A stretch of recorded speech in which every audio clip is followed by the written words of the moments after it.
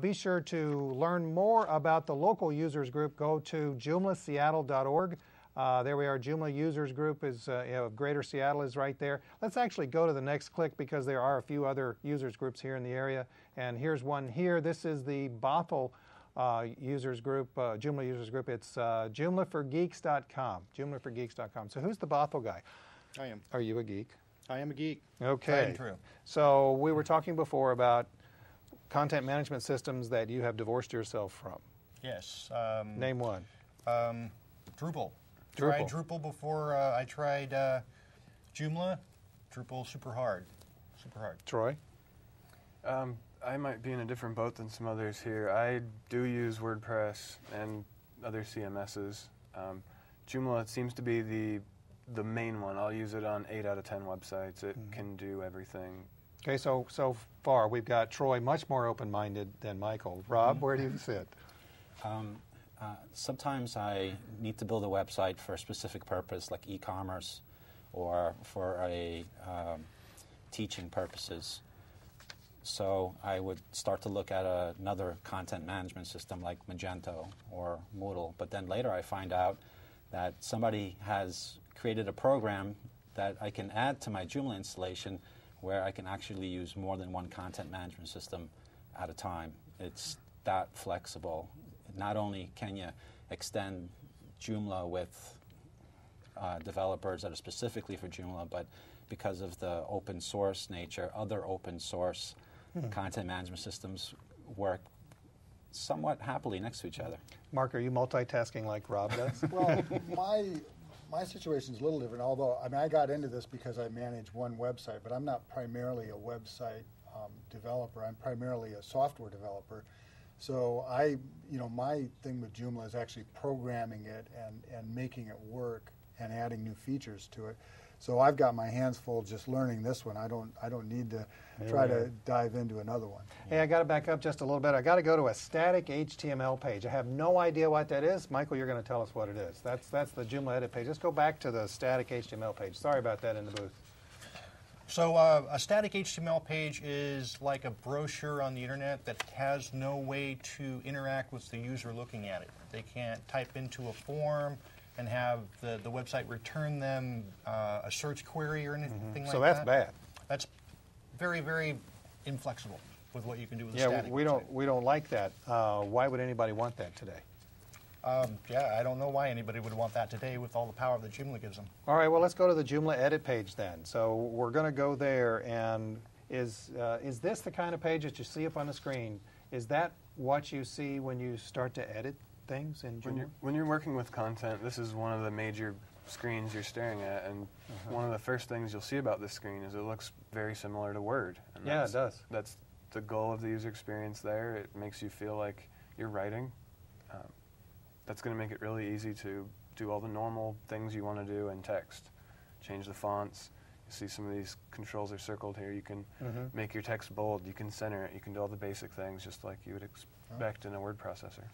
So basically, you're trying to communicate well with a website, and because it's easy to use, it's easy for you to communicate well. Is that it? Yeah. So non-technical people that want to add some information on a website. Let's say you've got a school, and you want your teachers to be able to write a blog about what they're doing in the class. Or to put up homework assignments. Right, put up homework assignments. They go in there. They don't have to have any particular training or any particular skills. They go in, they type what they need to type in, and just like they would in a word processor, hit save, and the website automatically puts that where it needs to be so that their students or the parents or whoever their audience is will see that. And yeah, you just said so that they will see that. If they don't know to look, they're going to do some searches. And there is an article that just recently came out, and it's a commentary. It said March 21st, tmc.net, it said, commentary, sure it's pretty, but can your website be found by search engines? And it says this, many problems can be addressed easily, especially if the website is built using a content management system such as WordPress, Joomla, or Drupal. These platforms typically include provisions for defining many of the HTML tags and attributes. Okay. I'm not trying to get too technical, but I do know what tags are. Tags are what helps lead me to the website.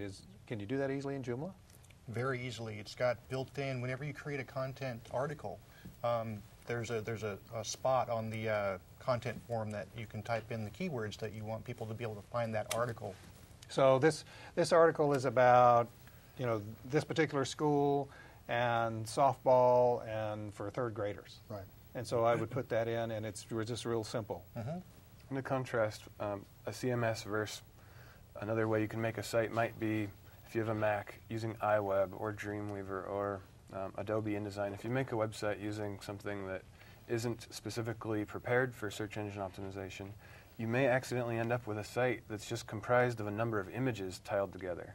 If you use iWeb, your logo might be a word and then comprised of 6 little images instead of text. Well, a search engine can't read images, it can only read text.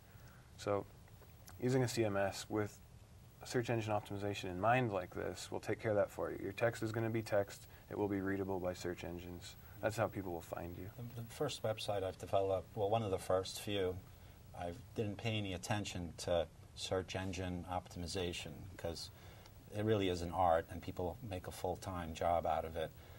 But I submit to you that in less than a year, organically that search engine went up to the first page of Google without even trying. And it had some decent competition. It was, you know, the keywords were, you would think you'd have to work a little harder, and Joomla did that for me. Really? So you got to be #1 on Google?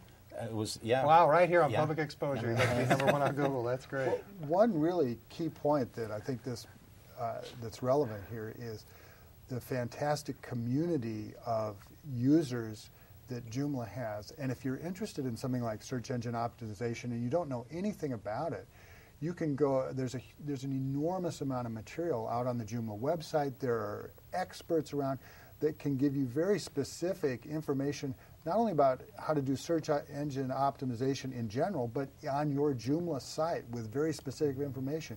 Books that are available on it, you know, articles on the wiki, on the documentation How about some site. of the people who are part of the Bellevue Joomla users group who are watching right now? They're probably thinking of search terms right now just for you, Rob. Okay. When I saw this next thing, I was looking up the acronyms that you guys had sent me, MVC, and so I looked it up and I think, what, this is like a remote control airplane, model view controller. That's what I said. What is this, MVC? Well, this has to do with the way that the pieces are put together inside the Joomla program. And it's not directly applicable to an end user, but it is important because this is a state-of-the-art development technology that computer science graduates are learning in school. So when they come and they say, I want to do, you know, a volunteer project, when they look at the way Joomla is written, they see things that that they're familiar with and that they understand and that they've been taught as the state-of-the-art best practice for how you develop software. Okay. It's very important for attracting talent to the Joomla team. Now I get it. Now I understand why that's important. We're going to take another break.